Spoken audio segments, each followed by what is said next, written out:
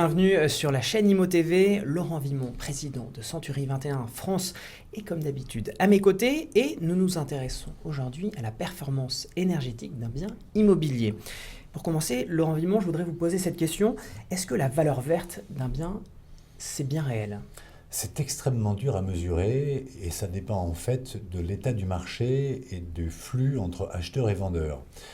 Il est évident que dans les zones rurales où vous avez plus de clients qui vendent que de clients qui achètent, donc le choix, les logements dont l'étiquette est plus proche du G que du A ont une décote. Maintenant, vous dire que c'est 5%, 10%, 15% est absolument impossible. En revanche, dans les zones dites très tendues, quand on n'a pas de choix et qu'on ne peut pas comparer, cette valeur est extrêmement compliquée à estimer parce que le client en priorité souhaite se loger.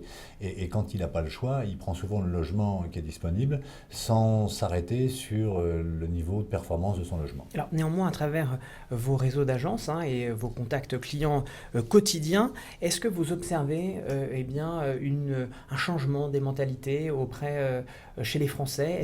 Est-ce que cette valeur verte, cette performance énergétique devient un critère néanmoins de sélection d'un bien immobilier ? Elle n'est pas un critère, elle peut être un des critères que les gens consultent. Encore une fois, il n'est pas systématiquement déterminant dans le choix parce que c'est le choix global qui fera la différence.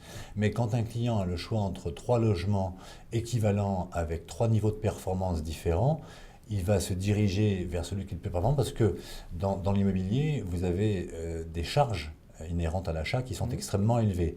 Et les charges de chauffage en particulier pèsent sur le budget des ménages. Donc quand vous pouvez économiser 50 ou 100 euros sur votre budget mensuel, vous n'hésitez pas et vous prenez le logement qui est le moins énergivore. Et alors comment savoir justement si son logement est moins énergivore qu'un autre ? Alors il existe depuis 2011, je crois, un système d'étiquetage qui passe par le diagnostic de performance énergétique et qui fait que dans chaque annonce immobilière, vous avez un graphique qui va de A à G avec donc une performance qui est en kilowattheure consommée par an et qui vous donne une vision globale de la performance de votre logement. Dans le neuf, vous avez ce qu'on appelle le logement BBC, basse consommation, permettant des économies fortes. Et d'ailleurs, il y a un phénomène extrêmement intéressant sur le marché locatif, c'est que la production de logements économes en énergie dans le logement neuf, arrivé sur le marché, a permis de baisser les loyers de l'ancien, puisque le locataire qui pouvait comparer 2 logements à loyer équivalent avait dans le neuf 50 euros de charge et dans l'ancien 200 euros de charge.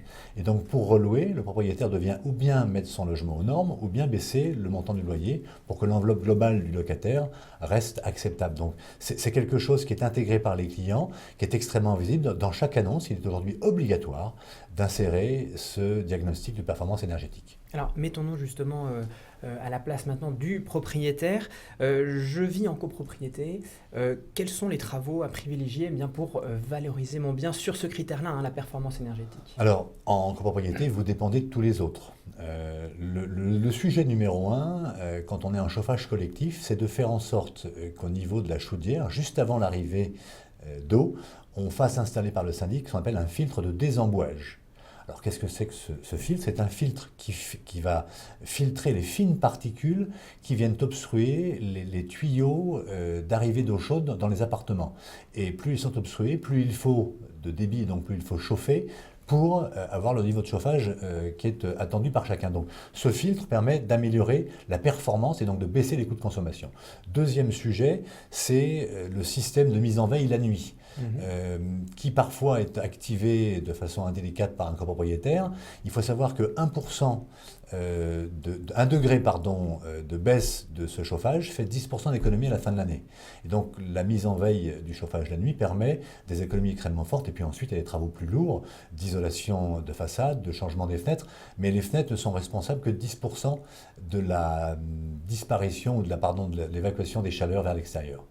Très bien. Et alors, si vous vivez en maison, là, vous êtes plus autonome, qu'est-ce que vous pouvez faire justement La première chose est de s'intéresser à ces combles et de les isoler puisque 25% de ces déperditions de chaleur passent par le haut. La chaleur monte.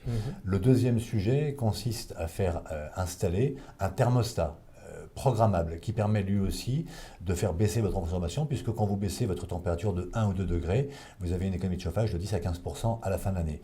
Et puis, il y a un troisième sujet, c'est ce qu'on appelle la VMC, vous savez, la ventilation mécanique qui vient dans les salles d'eau en général, et cette VMC est toujours perchée en hauteur. Or, la chaleur monte, et il existe aujourd'hui des VMC modernes, en haut, mais qui sont hydro-réglables ou à double flux, qui permettent de ne plus évacuer l'air chaud vers l'extérieur, mais de retraiter la chose intelligemment et donc de faire baisser l'évacuation de la chaleur vers l'extérieur.